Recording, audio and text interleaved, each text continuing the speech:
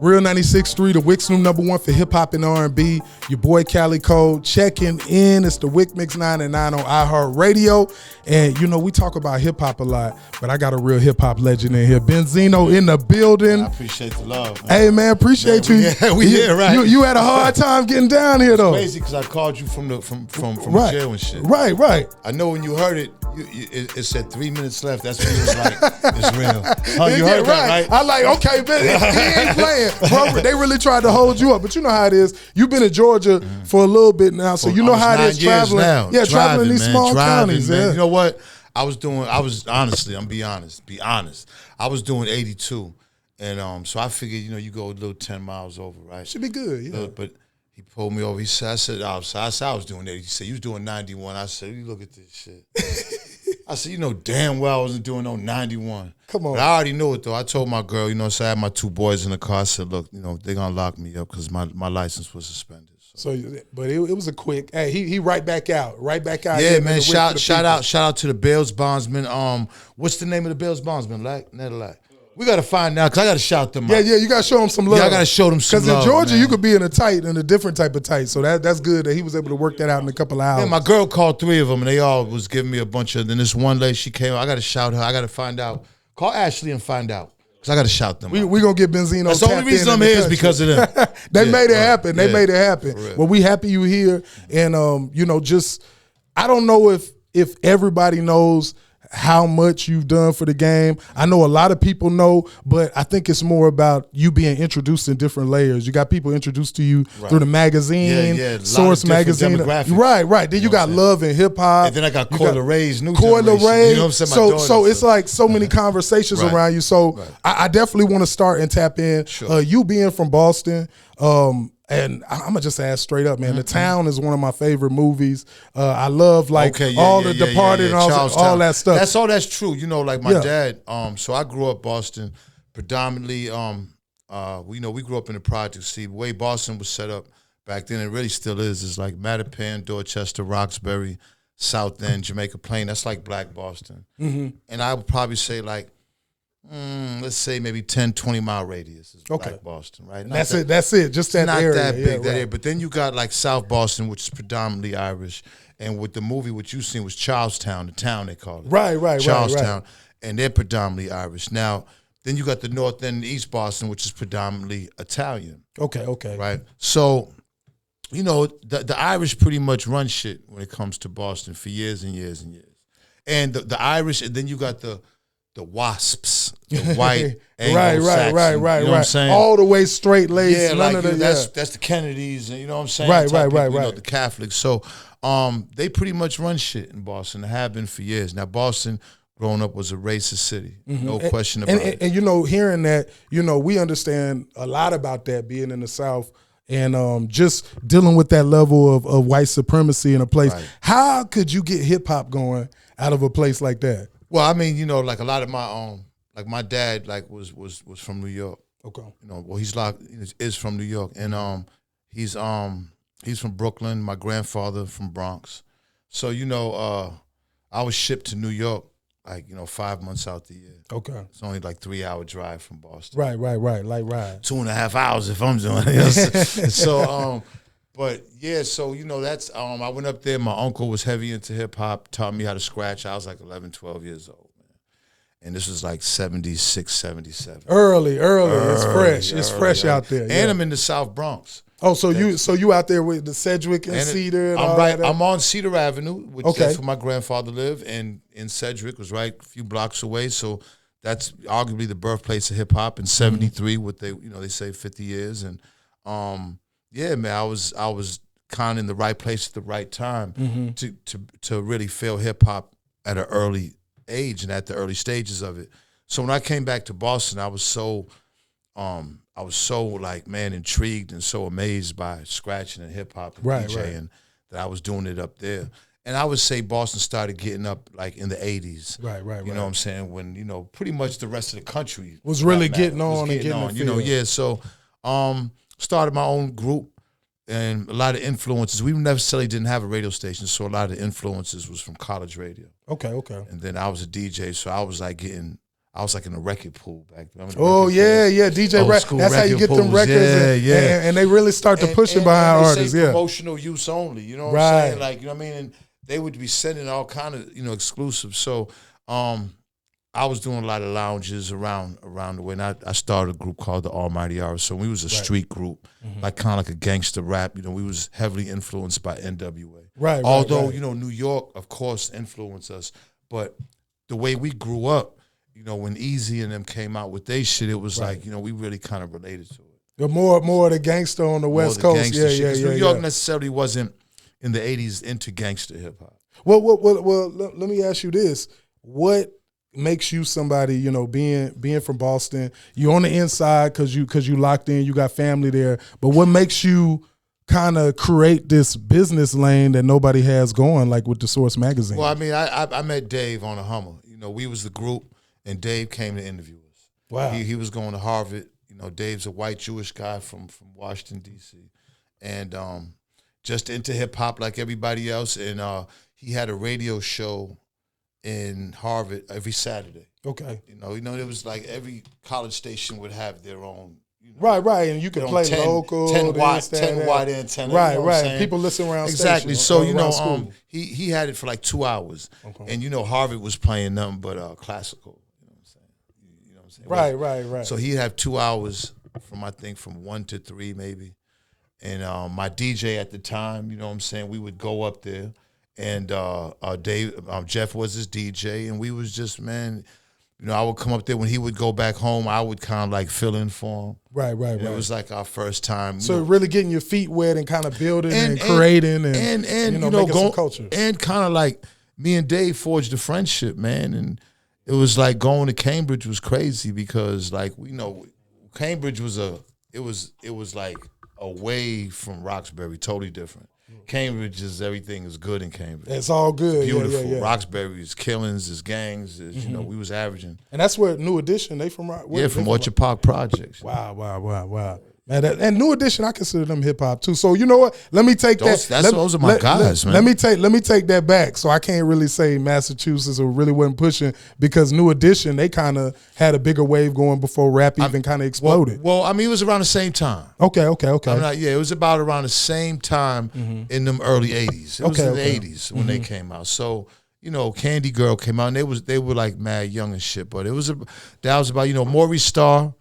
Salute to, because the sound really, it was like right as rap started, because Maurice Starr was doing, I don't know what you want to call, like you remember Space Cowboy, the song Space Cowboy? No, who is that? Or like the Smurf. Yeah. Okay, that's my dad joint right there. Yeah. So yeah, man, and he was the one responsible for Candy Girl and Brown and them blew up. I mean, they was right at Orchard Park Projects, one of the worst projects in Boston. That's crazy. I mean, it's funny because they all still rapped, but they could sing.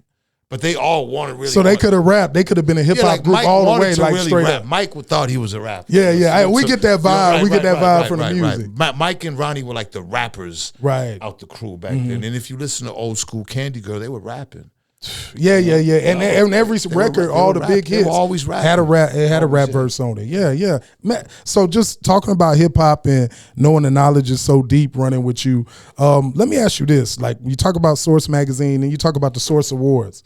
I always want to know how do you get that atmosphere going? Because if you look at hip hop right now, you think about we getting Kodak Black, we getting NBA YoungBoy, Fredo Bang, we getting all them in one room, and we gonna let them perform. Well, you know what, and that's just how it was. First, the Source Awards was created because we felt like, and mainly me felt like the Grammys just wasn't respecting, especially back then. Oh yeah, they wasn't respecting hip hop at all, man. And we just was like, man, fuck the Grammys, right? And they not picking the right records. And look I don't think people understand the Grammys is like run by the governor. The governor, there's like a governing body that makes all the decisions. These people couldn't be further away from hip hop culture than you can imagine. Right? They don't, so and they don't care. They know what you know what I'm saying. Right. So, we said, you know what, we ain't being represented. Yeah. So we came up with the Source Awards. The very first one wasn't even the award show. They actually kind of like read off a couple of nominees on Yo MTV Raps. Oh, so like did it like real quick. And did it like real quick. to Dr. Dre, you know what I'm saying? Yeah. So that was like the first one. It was Who's like, the man, man? Shout out. Right. That was like 92, I think. But the very first one we did was 94. Bernie Mac was our host. Wow. I know that was classic. That was classic. You know, it was at Madison Square Garden inside the Paramount Theater in the Garden. And it was crazy because it was like the lights were fucking up and you know, Bernie Mac, but he was perfect for it because when shit was fucking up, he would just improvise out of nowhere. It was wild, yeah. It was a wild night, but and he, you know what? He's like the perfect comedian to handle that crowd because he get right up there and get in your face. Don't Bernie Mac with me now, right? I ain't playing with none of you motherfuckers. Right. He gonna bring it. So he you know what I'm saying? It was dope. The whole Wu-Tang Clan was. What's dope about the Source Awards is that all the groups, right? The groups. Right. Because this was a time where it was rap groups. It's not like that no more. Right. Everybody individual. All the groups were together back then. See, I did these you know, with these 3 DVDs, Best of the Source Awards. And when I look back at them, it was like all the groups were together. I mean, Bone Thug, you know what I'm saying, Wu-Tang Clan. Right. All these massive talented. They wasn't separate now. As when you look at hip hop and the history of hip hop, as we grow up, and even my group, man, you know, there's always something that kind of breaks you apart. And I'm such a group guy. Like I hated when the Avengers got fucked up. Like I'm not a Thanos fan at all. Like see, it's crazy because I had all those. The same uncle that turned me on hip hop gave me his collection of. And I had all early X-Men 1 through and Avengers, and I was up on it. You was tapped in. I ended up selling my whole collection if I would have kept it. You messed up. You did, Bro, who knew what they would turn into a movie? You know what I'm saying? But I'm always with the groups. So like when groups break up, man, it always pisses. Like when Ice Cube left NWA. Yeah. Scarface and them was going through they shit, it pissed me off, like, you know. And see, this is what I love about Benzino. Such a fan, like, of the game, like for real. What? Like, do you feel like that's ever affected you, like, as an artist, like being so much of a fan and working so much for other people? Do you feel like it got in the way of you doing what you do? The only way it affects you is when you meet the guy. It's like when they break up. You know what I'm saying? Like when you fuck with a group, and especially from how we was, because the way we looking at it. The way hip hop was, we all growing up in poverty and projects, and we all going through all kind of shit, right, life dangerous shit, all kind of. So it's like when you looking at these groups, you're looking at them in that light, like they together and they going through the same shit, and you're looking, you know what I'm saying? So everybody counts, everybody matters, and when you see them break up, man, it hurts you. Yeah, it hurts. It hurts, man. Flavor Flav and Chubb. I can go down the line. Everybody and it just was like, it's the only time it really, because you know, you really are living through them, kind of. You know what I'm saying? Yeah. That's what hip hop was. With a lot of these guys don't realize, man. Like hip hop was really a life thing, man. It just wasn't music. Well, let me ask you this: do you think like the culture and money doesn't mix? Because it always seemed like it could be a money thing. Of course, it could be other things, chicks or just whatever personal things. But it always seems like it's some money. It's always gonna be money. Yeah. Look, we all come from nothing. I swear to God, man. Everybody needs to realize, man. All the young guys, the young ones. We all come from the same. Right. There's nothing different. We might talk a little different. And even now with the internet, everything is kind of universal now. So we really ain't as far away as it used to be. You know, the North was the North and the South was. But now with the internet, it's kind of meshed everything. Yeah. So everybody sounds the same. Everybody dressed the same. It's not too much you know, different. And it's like, man, like, you know, when it comes to hip hop, man, it's like, you know, we all come from nothing, and unfortunately, once it becomes a business, there's going to be some bad dealings, like a lot of times. And if you're a group, there's already 3, 4, 5 of y'all. So if there's a label, they already getting a percentage. By the time the percentage gets to you, you got to split it 3, 4, 5 ways. There's always going to be problems, man. Right. And it shouldn't be like that, but unfortunately, that's what happens. And you know, to me, I grew up with it was a brotherhood. It was a camaraderie, and man, I just, you know what I'm saying, even my guys, like with the Made Men, you know what I'm saying, like once we broke up, it was hard on me, man, you know what I'm saying. I wasn't a solo artist, I had to go solo, And I ended up getting a deal. I didn't even think I was going to get a deal. I ended up getting a deal and putting out the biggest song of my life. That, you know, that's what I always liked is the creativeness of hip hop. It's something that, you know, even before I was doing radio, me and my homeboys was just recording. It's something you can get together and do. One of the biggest things about the things you've created and all the work that you've done is, did you think that you would be able to like kind of put hip hop and kind of manage the national level of hip hop from just you being from Massachusetts? How'd you have the West Coast involved and the East Coast and South? Okay, I get it. Well, you know what? I kind of got thrown into that, man. Like nothing with me. I'm be honest, man. Nothing is like, I just go with God. Like whatever's in front of me, I take advantage of it, and it just whatever's in front of me, I just I adjust and adapt. That's been my life. Like none of this was planned. And like when I met Dave, who knew what the source was going to be? It was one piece of paper, one piece of paper from a radio station that Dave came up with the idea of, you know what I'm saying, to have a newsletter to go around to the labels on what's going on in the different stations. And I mean, my thing was at that time, we just built a friendship, two guys that didn't even really know each other. We just really started clicking. I would go to hang out with him, and he would come to Roxbury and hang out with me. And it just everything just kind of was going so fast, and hip hop was growing, the source was growing. A lot of controversies, you know, 18 years we was with the source, me and Dave. A lot of highs and some lows, you know what I mean? And so much information. Like that was like one of the first places I could really see who was doing what, who was a writer, who produced on the album. There was no internet. Yeah. So if you wasn't really from New York, how would you know? True. Excuse me, when it comes to hip hop, people got everything from the Source magazine. And you know, it was being distributed in places that, you know, a lot of the cities didn't really have too much of. Back then, it wasn't no podcasts, and it wasn't too much radio playing hip hop, and it wasn't too much people reporting it. So we was that, and it just blew into that. And my role from being Dave's homeboy to like chief brand officer, like I'm not an office guy. Like all my 18 years at the Source, I never even had an office. Wow. All the offices I'd never, like Dave had an office maybe twice size as this, and it'd be a black couch. When I come in town, when I'm in New York, I come in, man, and I just go sit on the couch, we blow something, and then we'd have our meetings, and then, you know, but most of it was on phone, because I was on the road. You know, I was an artist.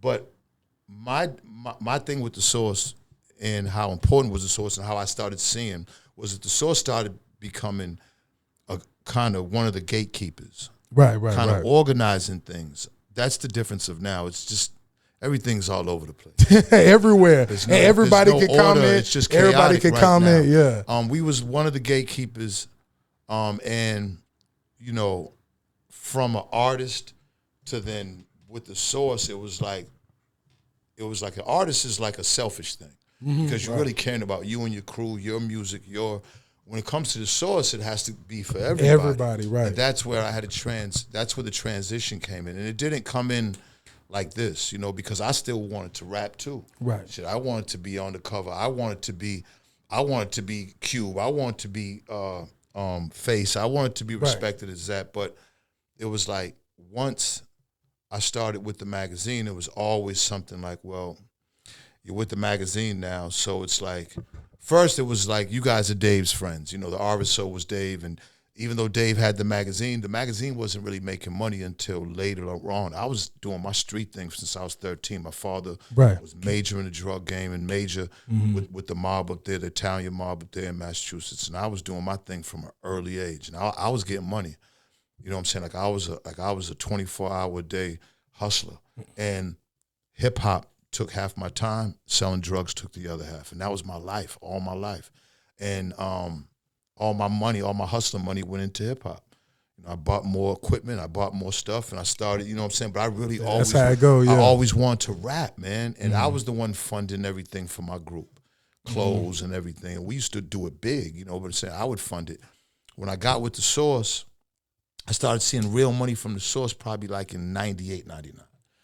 At that time, I had been already signed, you know, Eazy-E had signed us but died, and I had signed to Jay Prince with the group. Then we had a bunch of big deals. And as the Source is growing, I now have like a big Rock the Party's big now. I'm doing world tours. Definitely. The Source, we making a couple of $1 million a month from advertisement. My jobs at the Source started growing, meaning like with the Source Awards, I was executive producing it, like making pretty much all the decisions of who performed, who was giving out awards. Right. You know, of course, the decisions of who won awards is the whole magazine, the staff and everybody. But my job grew to find out ways to get money. We're already making a lot of money in advertising, but how can we find other ways to get money because the brand's so big? Source Hip Hop Hits, we sold 5 million copies. They were compilation albums with the people that were on the cover each. The 12 people that were on the cover that year, their hottest song, we did compilations. We did a deal with Def Jam, sold over 5 million of those, made millions of dollars. Of course, the Source Awards. Source Awards didn't make money at first. We just kept investing until the very last one with BET. We did about 7 of them. We lost money until the final one. After that, they broke contract and did their own. I got indicted. We lost the Source. But, you know, like I said, man, like, you know, everything that I've been through, as long as it's hip-hop related, that's been the motivating factor. So Dave has taught me so much. I've taught Dave so much. I think Dave being from Harvard and administrative, me being from Boston in the streets and in the streets and hip-hop, I think the synergy is what made the magazine what it was. Because if not, it just would have been all college niggas. Right. You know and you gave them that reality. That edge, Like, I was on the road all the time, man. I was making relationships with all street guys that at the time were really movers and shakers. Right. Like, you know, not saying that, you know, I mean, Dave's from, like, he's not into no street shit and violence. But we making millions, so, you know what I'm saying? We had to make sure. He's straight, everything right. And, you know, when you putting that opinion out, you saying things about guys' records, you making comments. You might ruffle some feathers. Hey, and people going to have an attitude like they are. Not everybody's happy with the mic ratings and with the mic, so we had to deal with that. But listen, man, it was a hell of a journey, 18 years, and I felt like we've accomplished a lot of things. There was a lot of controversies, the Eminem, I got indicted. Our accountant wore a wire. Oh no, man! Like, yeah, you know what I'm saying. So with it, you just think it was just directly like the government entity trying to set you up? You know what? Or Yeah, you think it was something we personal? was making so much money, and I had my reputation was so effed up in Boston with the police that they just figured that, wait a minute, there's no way he can be making all these millions of dollars in drugs. Straight up, yeah, right. At that point, I had stopped. So you was just straight laced music business, because the Source wasn't really making no, you know what I'm saying? But at that point, I didn't have to. We making a few million a year, and I had a hit record in Rock the Party, a solo artist that I didn't even. And I'm gonna keep it 100. Ain't no way that years ago, if you've been like, yo, you're gonna be a solo artist, because I wasn't the best rapper in my group. I had 2 other guys that was dope. Right. And I always was like the guy, you know, I got the money, I'm the image. So everybody, you know what I'm saying? I let them shine. But when the group broke up, I'm like, man, I didn't want to give it up. I didn't want to start any more groups at that point. At that point, I'm like, man, I'm gonna do this myself. And then I ended up getting a solo deal on Motown Records. And I mean, I put Booty out, worked with Teddy Riley, was with Michael Jackson for a couple of weeks, man. Major. Yeah, man. Me and Mike have, you know, rest in peace to Michael. But me and Michael got kind of cool, and he spoke to him a couple of times on the phone in detail, because when Eminem dissed him, when he had did the video with the hair burning, Mike had called me up and thanked me. Oh yeah, he called me and thanked me. I spoke with him for like 40 minutes, man. Well, let me ask you this, because I just seen the new Eminem. He got a new diss out and he has a new video. Why do you think they let him kind of get away with that same gimmick? Because I'm like, I've heard the song. They're not, though. They're not. It's only, at this point, see, the Eminem thing, you know what I'm saying? Well, just, and me, for this one, I'm particularly talking about the song that sounds like the song you did 20 years ago. Right. The new one. Well, but it's not, though, because our culture's not into that. They're not. That's what I'm saying, See, what happened was what I said was going to happen. When hip-hop it was FUBU, for us, by us. Right. It was made from the poverty and the struggle of what everybody in this room has been through. Facts. Through this system in America of what they have put black people through. Facts. Okay? Hip-hop, this $1 trillion industry, came out of us, the struggle. Facts. See, I'm not racist, but I understand what racist is and what racism is. Facts. Black people being poor, we make poor look good. We make poor great. We make we make businesses out of poor. Right. White people don't do that. Facts. When you ride through West Virginia and you see poor whole cities of white people, it's different. Yeah. It's Them not towns the are same. dead. Right. We got life. Kids running around, parties. So this, all but not only that though, but we look good, we make money, it's hustling, it's in us. That's who we are. That's our biggest, is our creativity, and who we are in us is our soul and our spirit. I agree. And we make something out of nothing. Right. All right. That's where hip hop came from. Facts. Let's not make no mistakes about black people. Facts. Make no mistake about it.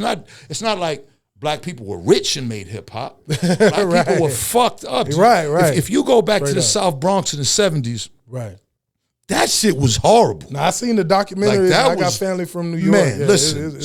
For hip hop to come out of those conditions, we were supposed to protect it. Right. We were supposed to be the ones that only benefited. And if somebody else wanted to come in, it had to go through us, and we had to stamp it, and we had to make sure it was good. Right. And that's all I was doing. I was in a position of power where I didn't have to answer to nobody. Right. Even Russell Simmons at that time had to answer to people. And Russell Simmons is my hero, so I'm not disrespecting. I'm just showing you that I was able to say something about the Eminem situation because I was at the top of the food chain. Fair. Like if I was at the bottom, nobody would have even cared. Right, you were speaking directly to him from a place of power. From a place of, come on. Because you had the magazine, you could put who you want any week. Listen. You could put whoever you want on there. My thing was, when the Beastie Boys came out, when hip-hop came out, it brought white people buying into black culture. Right. Buying, spending money into black culture. Right. That hadn't happened too much. You're right. Okay. Now, it was so powerful that Lil Johnny and Susie, you know what I'm saying, is loving hip hop. Now, that happened before with Motown, white kids buying into black music. It's happened. Facts. This is different because hip hop's a movement. And it's coming from the street guys, us. Facts. And the white kids are now following the street guys. Ooh, see, it's not like they're following Smokey Robinson. They ain't want to. They following niggas now. Yeah, straight you know up. I'm saying? Like, you know what I'm saying? Yeah, so see, we have an influence over them. Now, once that started happening, they said, well, wait a minute. We can't stop them from listening, so we got to get somebody of their own so they can listen to their own because they don't want the influence. Right. See, in America, what people don't understand, and black people don't understand is they'll let you get money, right? Mm-hmm. But once you get too much influence, then they got to scar your name. Exactly. Because you got to understand, it's the history that they live for. Right. They don't want to make the mistake and put Malcolm and Martin. Because see, Malcolm and Martin's in the history books. Right. So now they have to teach it because they're in there. They don't want that shit to happen again. They don't want nobody to know. They don't want nobody else to go in them history because everybody else didn't have a scandal on their name. Yeah. See what I'm saying? They can't have no more great black men in there no more because they don't want that. So any black man that's they have to have a scandal. They got to make sure a scandal comes up. See, with me, I was always a street guy, and I always seen. Listen, I went to I went to schools where we got into race riots in '81, and I got kicked out of schools. So I understand the whole racism thing. I get it on what they trying to do to us. Right. Eminem, they wanted to split Eminem up so that the white people can just buy into white music and just not give us the money anymore. And that's what, that's what it happened. Yeah. I said that 22 years ago, and that's what happened now. So Eminem now can come out and make music to where we don't even got it, but he has built up millions of white people who will go buy that shit. We're not listening to none of that. We're not listening to none of that. We don't buy none of that Tobey Maguire, Houdini, none of that. We're not into that. That's not our music, bro. Listen. It's not even like, come on. It's not our music, and it's okay, but understand, he now made it to where white guys will just buy into that, and they're not going to buy nobody else's music of color. Right. They're looking because they want to relate to somebody. They want somebody to have the same, attitude they have or perspective they have and hear that. They like admiring us a little bit, but when you sell somebody them like, oh, he does it better than them, basically. You got to realize, though, listen, man, thank God that there is some decent white people on this planet. Facts. Thank God. But there are places in America that, like, white folks don't even be around black folks. Right. We'll never see them. And they don't even know anything about them. Like, right. you know, Midwest, there's places that there are no black people at all in these cities. So they have to sell. So they're the ones that's buying Eminem. Oh, they're the ones that's going on the internet and be like, listen, you guys think hip hop's so great, but yeah, white boy's the best at it. He sold the most. They're the ones who type it on the post, right? See, but imagine that, right? We don't do that as fans. Nah. You know why they go so hard? Because they want to be involved. See, we're not even paying attention to Eminem right now. Right. So when they get on the internet and be Eminem, y'all can have Eminem. Y'all can care. have that music. We don't even care. Y'all can have his songs. It's officially split. Right. Hip hop has official. What I said I didn't want, was trying to stop back then to happen, has happened. Well, we see it. I kind of put the Kendrick and the Drake thing kind of in the same lane because it's like you a sharp one. No, when I see it, because it's Kendrick, a stomp down dude from Compton. He is who he is, regardless who he is. He's from where he's from. Fucking Lamar, bro, for bringing hip hop back to the motherfucking people, to the hood, to the people, to us. Come on, to us, yo. See, and believe it or not, Eminem dropping his album next Thursday. Kendrick just. He ran all over that. He bulldozed that. You right. Pushed it back 2 years, man. Yeah, man. Cause we ain't into that no more. You might have fooled us now.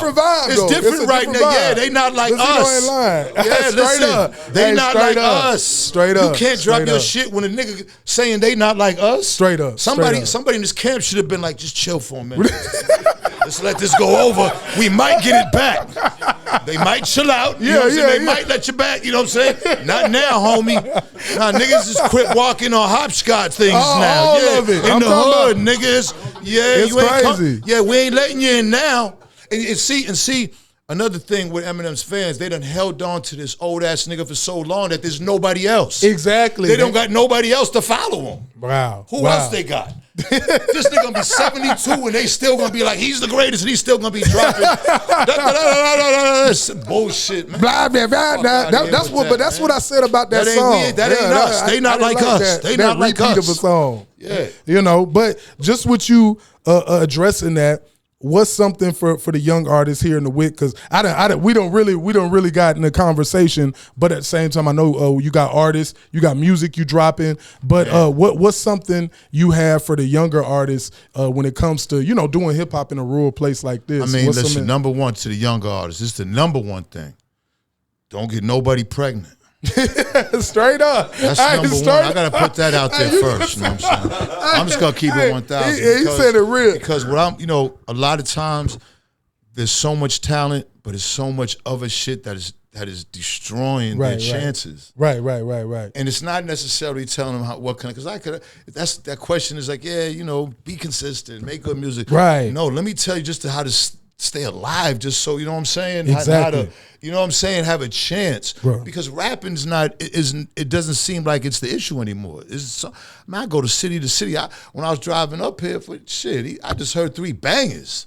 Yeah, you know what I'm saying? From Brunswick artists. Bangers, each one, up. like, oh man. Straight up. So it's stay out of trouble. You know what I'm saying? Don't get so turned out by the internet. You know what I'm saying? Like hip hop and rap is something that you don't have to like put 24 hours a day in it. You know what I'm saying? You gotta find there are other things to get your money from, but then you could still be able to rap. You know what I'm saying? Right. While you're building your rap career, you could still be building something else. Nowadays, you can't put out all your shit in one pot. Right. You gotta be multifaceted and talented. Yeah, man, you have to, man, because like we going into funny, weird times right now, and now before hip hop led the charge, now it's the internet. So the hip hop's coming behind the internet, so anybody can rap. Man. Right. All you gotta do is go out here and run down the street butt naked, and you own views, and you own. Tomorrow you rap about it, and you're gonna get some traction. You know what I'm saying? And you own. You know what I mean? So you know what I'm saying. But the ones with real talent you're always going to shine because number one, real talent always outshine. But you got to be out here, right? You got to be in a position mentally, spiritually, and physically to be prepared to do music. Number one, if you're if you're only into you and your guys' stuff and that's all you care about and you ain't supporting nobody else in the city, chances are it's going to happen to you. That's number one. That's just how it works. If you ain't supporting or if you in a gang and you got beef with everybody, how the hell is you gonna be right? How is it gonna work that you're gonna be able to like make money? Yeah. You know what I'm saying? Like, conflict don't make currency. It just doesn't make any sense, man. Like, and what I'm afraid of is that it's like people are thinking that conflict makes the currency. See, that's what these young guys are being fooled into believing and music is you got to be careful with it because it's a hypnotizing thing, man. Right.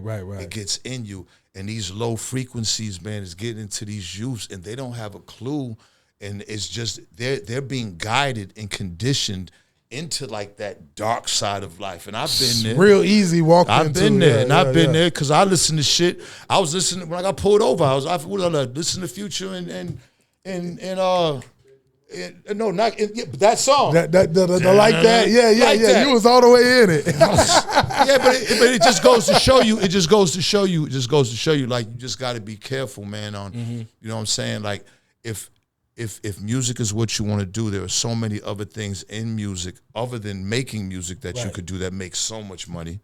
There's just so many other things in the art form that can make so much money, man. And there's too many lies on the internet. And there's too much bullshit. Right. Stay off the internet. If you're going to be on the internet, then go and take up an English class, learn new words, learn. Yeah, because it's true.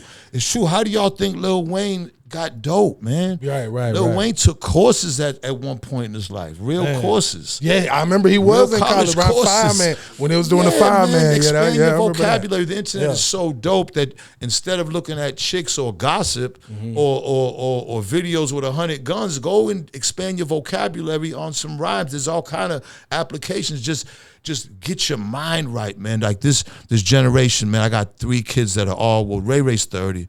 Coy's 27 and Taj is 21 and I got Zeno 8, Samaj 12. It's like, it's like this generation is so advanced, but you got to make sure they're being advanced in the right lane because if they're advanced in some bullshit, then they're going to crash. Exactly. And they get a hold of something like they think it's one way. It's not even the truth. They learned it in the wrong spot. So, and it's so much information out there, bad information out there, lies. False information. Yeah. I mean, real false information like that is, and that's what I'm afraid of. You know what I'm saying? A lot of these kids, they ain't trying to go to no school. They trying to be on the internet. If you're on the internet more than 8 hours a day, go and look that little thing that says how many hours I've been on this motherfucker. It'll tell you. Go and look. A lot of them don't want to go on this shit. Right. But if you on there 7-8 hours and you ain't getting no money from it, then you are wasting your life, man. Oh, man. Because all we got is time, the most expensive thing. And I had to learn this. I'll be 59 in 2 weeks. I had to learn this. Time you look good, bro. I appreciate it. Time is worth. Time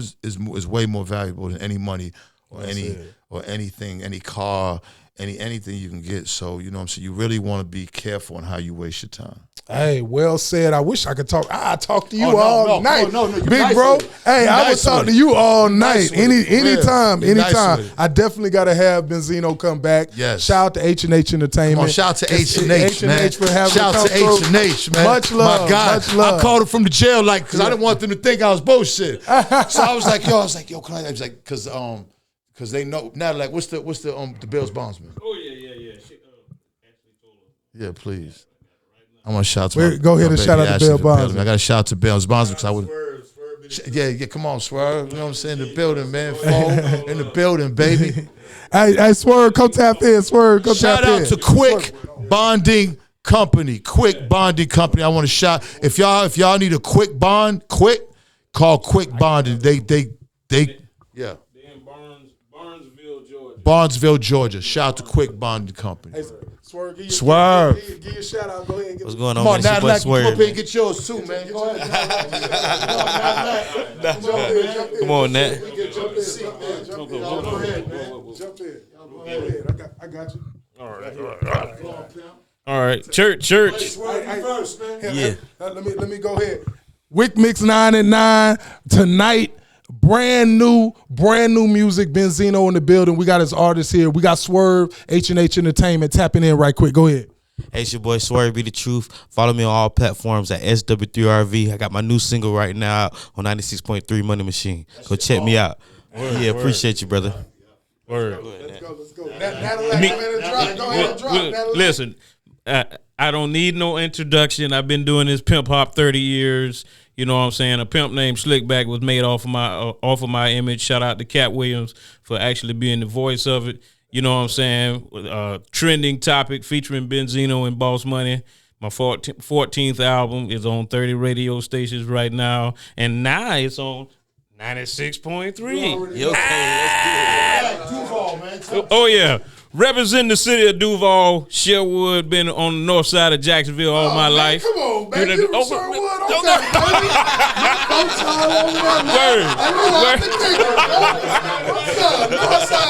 That's what I'm talking about. North side. Oh what? Hey, listen. I'm